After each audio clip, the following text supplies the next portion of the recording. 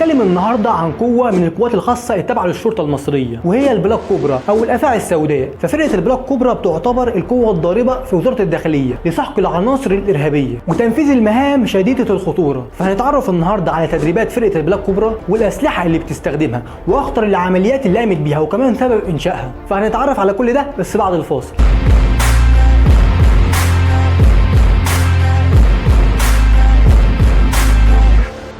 فرقة الأفاعي السوداء هي يد الداخلية العليا لمكافحة الإرهاب والجرائم، والبلاك كوبرا بيلتحق بيها صفوة المقاتلين اللي بيتم تدريبهم على أعلى مستويات الكفاءة والتجهيز. طب إيه هو سبب إنشاء فرقة البلاك كوبرا؟ فرقة البلاك كوبرا تم إنشائها خصوصا بعد تزايد عمليات الإرهاب، فوزارة الداخلية المصرية قامت بإنشاء فرقة جديدة بعد توجيه الرئيس المصري عبد الفتاح السيسي بوجود قوة خاصة تابعة للشرطة المصرية زي القوات الخاصة الكبيرة اللي موجودة في العالم، واللي هتكون مهامها اعتقال المصنفين انهم ارهابيين او مسجلين شديد الخطورة واللي بيستخبوا في مناطق خطيرة وضيقة. فرقة البلاك كوبرا مهمتها انها بتوجه عمليات اشتباكية للعناصر الارهابية، ومن هنا ظهرت فرقة البلاك كوبرا المختصة بالتعامل مع العناصر الخطرة باستخدام الأسلحة الخفيفة. وفرقة البلاك كوبرا اتأسست في 2018 وكان أول ظهور ليها سنة 2020 خلال الاحتفالات بوزارة الداخلية المصرية بعيد الشرطة. وظهرت البلاك كوبرا أثناء عمليات تأمين المقار الانتخابية والمنشآت خلال إجراء الاستفتاء على التعديلات الدستورية. طب إيه هي تدريبات فرقة البلاك كوبرا؟ البلاك كوبرا بتخضع لأقصى أنواع التدريبات القتالية،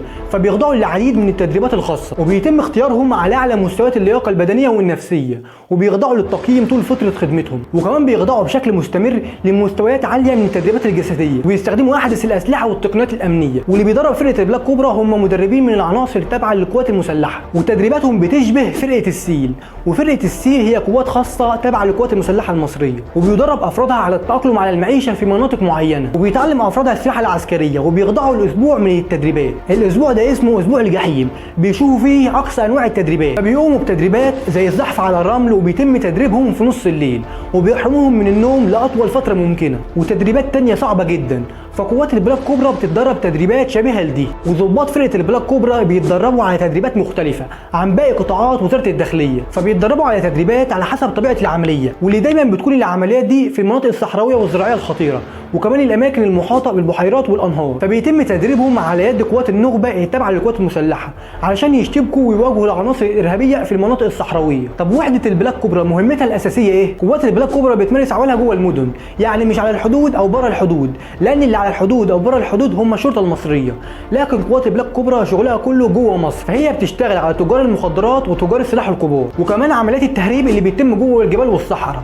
فهي بتروح في الاماكن الصعبه دي لان المدرعات والدبابات ما بتقدرش توصل لها، فعلشان كده بيستخدموا اسلحه خفيفه عشان ما تضايقهمش في الاماكن دي. طب ايه هي الشروط اللي بتتوفر في افراد البلاك كوبرا؟ هنتعرف الاول على رتبهم. فرتب فرقه البلاك كوبرا بتكون ملازم اول او رائد، وبالنسبه لامكانياتهم فطبعا مش اي ضابط شرطه بيدخل فرقه البلاك كوبرا، لان فرقه البلاك كوبرا بيتم اختيار افرادها بعنايه، ولازم يكون افرادها على اعلى مستويات اللياقه البدنيه. طب عاوزين نتعرف كمان على المهمات الصعبه اللي قدرت تقوم بيها فرقه البلاك كوبرا. قوات البلاك كوبرا من وحدات القوات الخاصه، لكنها بتتكلف في عمليات صعبه من حيث الطبيعه الجغرافيه لمكان المهمه ومكان العناصر اللي هتتعامل معاها. ومن عملياتها الضبط على القيادي الاخواني الارهابي محمود عزت المرشد العام للتنظيم في منطقه القاهره الجديده، والعمليه كان اسمها الصيد السمين، والعمليه ما خدتش من قوات البلاك كوبرا الا 25 دقيقه بس. وقوات البلاك كوبرا قامت بعمليات ثانيه ساهمت في القضاء على خليه الاماريه الارهابيه وخليه المعادي، ونجحت في فبراير 2019 في استهداف 7 بؤر ارهابيه بشمال سيناء وقضوا على 8 ارهابيين.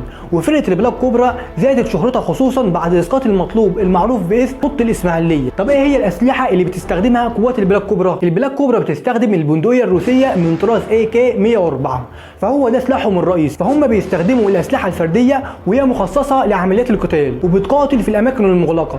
وفرقه البلاك كوبرا بتستخدم اسلحه فرديه تانية زي اللي بتشتهر بيها القوات الخاصه بالجيش المصري والشرطه المصريه، ومنها رشاش M16A2 ورشاش MD5 ورشاش 552 كوماندو ورشاش UMB9 ورشاش FMB90 وغيرها من الاسلحه. احنا كده اتعرفنا على بعض المعلومات عن فرقه البلاك كوبرا التابعه للشرطه المصريه، لكن معظم العمليات اللي بتقوم بيها بتكون سريه وما بيتمش الافصاح عنها. ولو عاوزنا حضرتك نتكلم عن موضوع معين ممكن حضرتك تعرفنا في التعليقات، وهكون سايب لحضرتك مجموعه من الفيديوهات في الوصف تقدر تتفرج عليها براحتك. في النهايه ممكن حضرتك تدعمنا بالاشتراك في القناه واللايك عشان يوصل لحضرتك كل جديد. وبكده اكون خلصت، واتمنى ان اكون شرحت لحضرتك شرح مبسط، ويا رب انصر مصر.